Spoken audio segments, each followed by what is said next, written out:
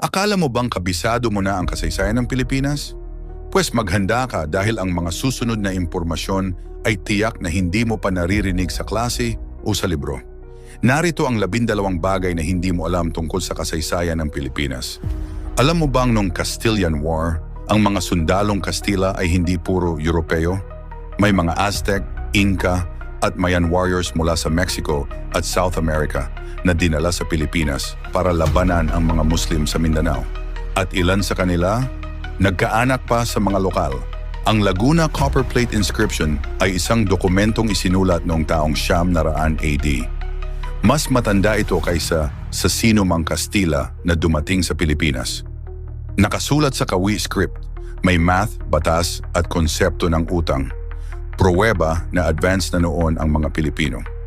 Pinamunuan ng Mexico ang Pilipinas ng mahigit 200 taon. Bago pa direktang pinamahalaan ng Espanya, ang Pilipinas ay bahagi ng Viceroyalty of New Spain na nakabase sa Mexico City. Maraming Kastila sa Pilipinas noon ay Meksikano talaga. Noong panahon ng digmaan sa pagitan ng Espanya at Brunei, ang mga Muslim warriors sa Pilipinas ay may indirect support mula sa Ottoman Empire.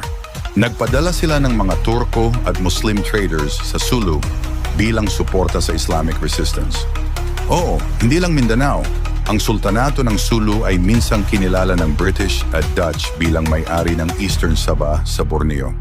Hanggang ngayon, buhay pa ang kasunduan ng upa ng Malaysia sa mga tagapagmana ng Sultanato. May sariling sistema ng pagsukat at math ang mga ninuno natin. Sa Laguna, copperplate pa lang, makikita mo na ang mga lumang Pilipino ay may konsepto ng batas, pera, timbang at halaga ng ginto. Hindi lang basta barter o palitan, may standardized economic system na. May bayan sa Mindoro na tinawag na May ng mga Inchik noong 1220. Noong 1225, isinulat ng isang Chinese customs officer ang tungkol sa bansang May sa isang dokumentong tinawag na Jufanji. Inilarawan niya ang mga taga-May bilang tapat sa kalakalan, may ginto at perlas, at abala sa internasyonal na trade. May mga Muslim na pinuno sa Luzon bago dumating ang Espanyol. Bago ang Kastila, ang Maynila ay pinamumunuan ng Muslim dato gaya ni Raja Sulaiman. May masjid, batas Islamiko, at koneksyon sa Brunei. Hindi lang Mindanao ang Muslim noong panahong iyon. Pati Luzon, si Lapu-Lapu ay hindi warrior chief lang, isa siyang dato sa sultanato.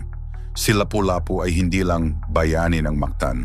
Siya ay isang dato na parte ng isang mas malaking estrukturang